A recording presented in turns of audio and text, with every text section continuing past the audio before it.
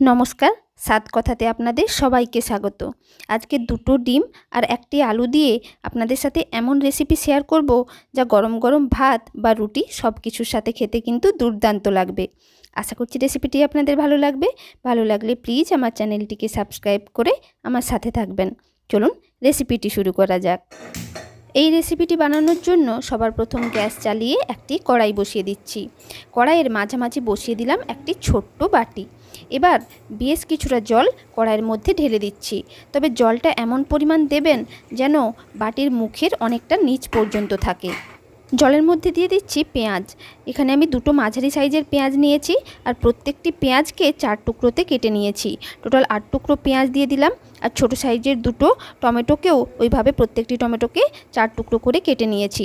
টমেটোগুলোও দিয়ে দিলাম। এবার দিয়ে দিচ্ছি রসুন। 4 কোয়া রসুন নিয়েছি। রসুনগুলো বেশ বড় বড় ছিল, তাই হাফ করে কেটে দিয়েছি। 1.5 ইঞ্চি আদাকেও ছোটো ছোটো টুকরো করে কেটে নিয়েছিলাম, সেটাও দিয়ে দিলাম। 5 থেকে 6 পিস কাজুও আমি এই জলের মধ্যে দিয়ে দিচ্ছি।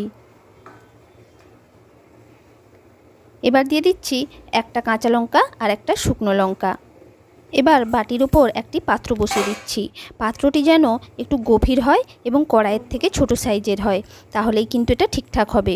এবার এই পাত্রের উপর দুটো কাঁচা ডিম আর একটি বেশ বড় সাইজের আলু ভালো করে ছাড়িয়ে এইভাবে গোল গোল পাতলা করে কেটে ধুয়ে নিয়েছিলাম, সেটাও দিয়ে দিলাম। চলুন সমস্ত আলুগুলো দিয়ে দিয়েছি। এবার ঢাকা দিয়ে লো টু মিডিয়াম ফ্লেমে 15 মিনিট বা 15 মিনিটের থেকে একটু বেশি, ওই ধরুন 17 থেকে 18 মিনিট ধরে এগুলোকে ভাপিয়ে নিচ্ছি। প্রায় 17 থেকে 18 মিনিট ধরে এগুলোকে ভাপিয়ে নিয়েছি। এবার সবার প্রথম ডিমগুলোকে তুলে ঠান্ডা জলে রেখে দিচ্ছি। আমি ওই 10-15 মিনিট আগেই এই পাত্রে জল নিয়ে ফ্রিজে রেখে দিয়েছিলাম, সেই জলে ডিমগুলোকে দিয়ে দিলাম। এবার গ্যাসের ফ্লেমটা অফ করে দিচ্ছি আর আলুর যে ডিশটা সেটাকেও নিচে নামিয়ে নিচ্ছি, যাতে আলুগুলো ঠান্ডা হয়ে যায়। এবার বাটিটাকেও নামিয়ে নিচ্ছি। বাটির জলটা কিন্তু ফেলবো না। আর মশলাগুলোকেও ভালো করে ছেঁকে একটি বাটির মধ্যে তুলে নিচ্ছি, যাতে মশলাগুলোকে ঠান্ডা করে নিতে পারি।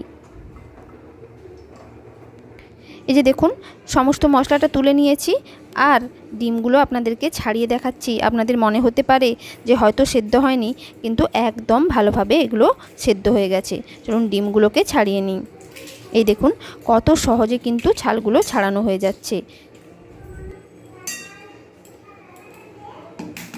আর এই যে মশলা সেদ্ধ হওয়া জলটা, এটাও কিন্তু আমি একটি পাত্রের মধ্যে গড়িয়ে রাখছি, কারণ রান্নাতে আমরা এই জলটা ব্যবহার করব। এবার সেদ্ধ হওয়া আলু আর ডিম দুটোকে ভালো করে মাখিয়ে নিচ্ছি, যাতে কোনো লাম্প বা গুটলি না থেকে যায়, একদম যেন ভালোভাবে মাখানো হয়ে যায়। চলুন এগুলোকে একদম ভালোভাবে মাখিয়ে নিয়েছি। এবার ওই 2 থেকে 3 চামচ বেসন আমি এই ডিম আর আলু সেদ্ধর মধ্যে দিয়ে দিচ্ছি। আর দিয়ে দিচ্ছি পরিমাণ মতো লবণ। সামান্য একটু হলুদ গুঁড়োও এর মধ্যে দিয়ে দিচ্ছি। এবার দিয়ে দিচ্ছি হাফ টিস্পুন মতো লঙ্কা গুঁড়ো, হাফ টিস্পুন ধনে গুঁড়ো ও হাফ টিস্পুন জিরে গুঁড়ো। সামান্য কিছুটা শাহি গরম মশলা গুঁড়োও দিয়ে দিলাম। এবার সব কিছু খুব ভালো করে মাখিয়ে নিচ্ছি। চলুন মাখিয়ে নিয়েছি। এবার অল্প করে এই মণ্ডটা নিয়ে গোল গোল করে কোপ্তার আকারে গড়ে নিচ্ছি। দেখুন ঠিক এইভাবে গোল গোল করে কোপ্তার আকারে গড়ে নিলাম এবং এইভাবে সমস্ত মণ্ডটাকে কোপ্তার আকারে গড়ে নিচ্ছি। কোপ্তাগুলোকে বানিয়ে নিয়েছি। আবারও গ্যাস চালিয়ে কড়াই বসিয়ে দিয়েছি। কড়াইটা বেশ গরম হয়ে গেছে। দিয়ে দিচ্ছি বেশ কিছুটা সর্ষের তেল। এখানে সর্ষের তেলের পরিমাণটা কিন্তু একটু বেশি দিতে হবে। তেলটা বেশ গরম হয়ে গেছে। এবার কোপ্তাগুলো তেলের উপর দিয়ে দিচ্ছি। সমস্ত কোপ্তাগুলো দিয়ে দিয়েছি। এবার গ্যাসের ফ্লেম মিডিয়ামে রেখে কোপ্তাগুলোকে ভেজে নিচ্ছি। যতক্ষণে কোপ্তাগুলো ভাজা হচ্ছে ততক্ষণে মশলাটা বেটে নিই। মশলাটা কিন্তু সম্পূর্ণ ঠান্ডা হয়ে গেছে। এবার মিক্সির জারে দিয়ে এটাকে পেস্ট করে নিচ্ছি। আর এদিকে দেখুন কোপ্তাগুলোকে একদম লাল লাল করে ভেজে নিয়েছি। এবার সাবধানে কোপ্তাগুলোকে পাত্রের মধ্যে তুলে নিচ্ছি, কারণ কোপ্তাগুলো কিন্তু খুব নরম। সমস্ত কোপ্তাগুলো তুলে নিয়েছি। কড়াইয়ের মধ্যে দিয়ে দিচ্ছি আরও বেশ কিছুটা সর্ষের তেল। তেলের মধ্যে এবার দিয়ে দিচ্ছি বেটে আনা মশলাটা। সম্পূর্ণ মশলাটা দিয়ে দিয়েছি। এবার তেলের মধ্যে মশলাটা একটু ভালো করে মিশিয়ে নিচ্ছি। মশলার মধ্যে দিয়ে দিলাম পরিমাণ মতো লবণ, সামান্য একটু হলুদ গুঁড়ো, আর দিয়ে দিচ্ছি হাফ টিস্পুন মতো লঙ্কা গুঁড়ো, হাফ টিস্পুন ধনে গুঁড়ো আর হাফ টিস্পুন মতো জিরে গুঁড়োও দিয়ে দিলাম। এবার সমস্ত মশলা ভালো করে মিশিয়ে নিচ্ছি এবং মশলাটা ততক্ষণ পর্যন্ত কষিয়ে নিচ্ছি যতক্ষণ না মশলা থেকে তেল ছাড়তে শুরু করে। মশলা থেকে তেল ছেড়ে গেছে, এবার মশলা সেদ্ধ যে জলটা বাটিতে রেখেছিলাম সেই জলটা দিয়ে দিলাম। দিয়ে মশলার সাথে জলটা খুব ভালো করে মিশিয়ে নিচ্ছি।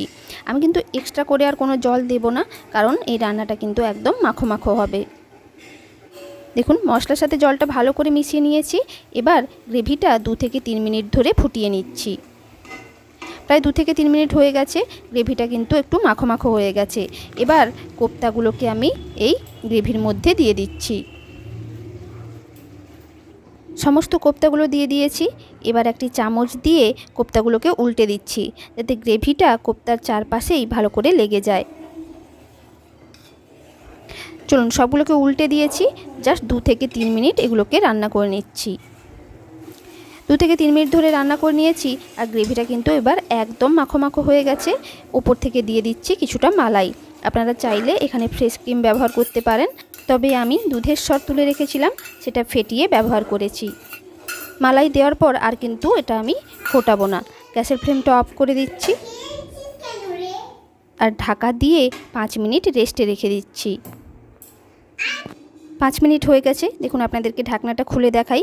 আমাদের মালাই এগ কোপ্তা কারি একদম রেডি। এটা আপনারা বাড়িতে একবার বানাবেন, দুর্দান্ত খেতে লাগে। আশা করছি রেসিপিটি আপনাদের খুব ভালো লাগবে। আপনারা এরকম নিত্য নতুন রেসিপি পেতে আমার চ্যানেল সাত কথাকে সাবস্ক্রাইব করে নেবেন আর সাবস্ক্রাইব করার পর পাশে থাকা বেল আইকনটি প্রেস করে দেবেন, যাতে আমার যে কোনো নতুন ভিডিও আপনাদের কাছে সবার আগে পৌঁছে যায়। আর এই রেসিপিটি ভালো লাগলে একটি লাইক করে দেবেন, সবার সাথে শেয়ার করবেন আর নিচে কমেন্ট করে জানাবেন কেমন লাগলো। নমস্কার।